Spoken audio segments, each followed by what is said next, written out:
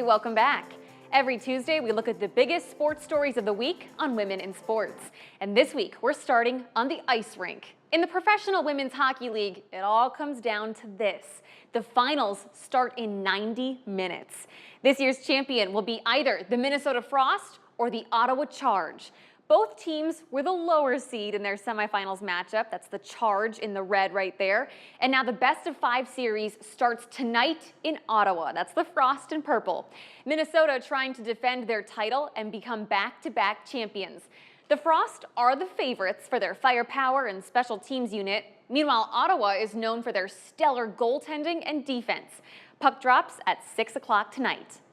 And while she's not playing in the finals, this season's PWHL point leader, Hillary Knight, made a huge announcement today. She will try to play for Team USA at the Winter Olympics this upcoming February. Knight is one of the most decorated women's hockey players in the history of the world, but she's also turning 36 this July, and she thought she was done with international competitions. Still, this morning, Knight telling USA Today she'll be ready for her 5th and final Olympics run this winter in Italy. In basketball, the start of the WNBA season this weekend was marked by an investigation into racism following Saturday's Fever and Sky game. Chicago star Angel Reese was booed throughout the game, but the intensity increased after Caitlin Clark gave her a hard foul, knocking Reese down. Now the league is looking into allegations that Fever fans were screaming racist remarks. Clark says there was no ill intent on the play, and Reese agreed it's just part of the game. The W says it does not tolerate hate of any kind. Now, in that same game, Caitlin Clark finished with 20 points, 10 rebounds, and 10 assists, making it her 3rd career triple-double. That ties Caitlin Clark with Candace Parker for 3rd most triple-doubles in WNBA history. And speaking of 3rd, hello, DeWanna Bonner. During Saturday's Fever game, she passed Tina Thompson to reach 3rd on the W's all-time scoring list. After 15 years in the league, Bonner has scored 7,489 points and counting. All right, one more basketball story for you. After 4 years of playing for the Iowa women's basketball team, Sydney Falter announcing she is coming back as a graduate assistant on the coaching staff. The university made the announcement yesterday. Sid says she's excited to continue her time with the black and gold. All right, let's turn now to tennis. The championship matches in the Italian Open took place this weekend, and it was one for the history books. In women's singles, it was Italy's Jasmine Paolini versus America's Coco Gauff, and it was Paolini who would win in straight sets. The 29-year-old is the first Italian woman to win the Italian Open in 40 years, but she wasn't done there. Paolini would then go on to defend her title in the women's doubles tournament and become champion in that as well.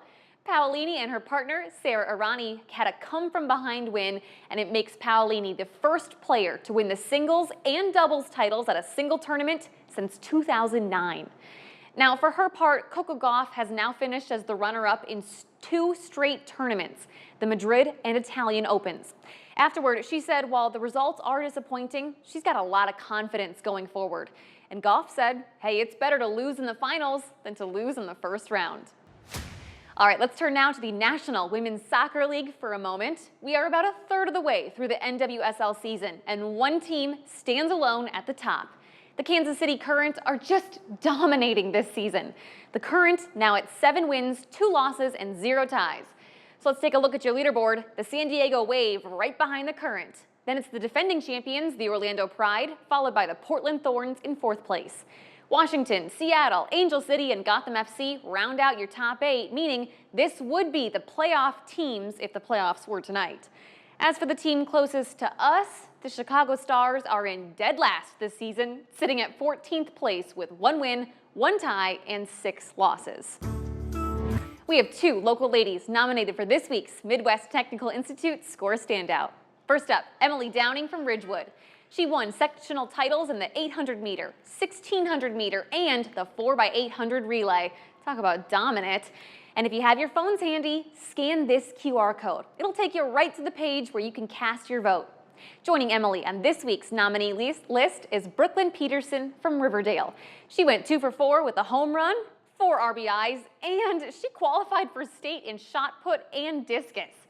You have until tomorrow at noon to cast your vote. You can also always vote by going to the homepage at WQAD.com.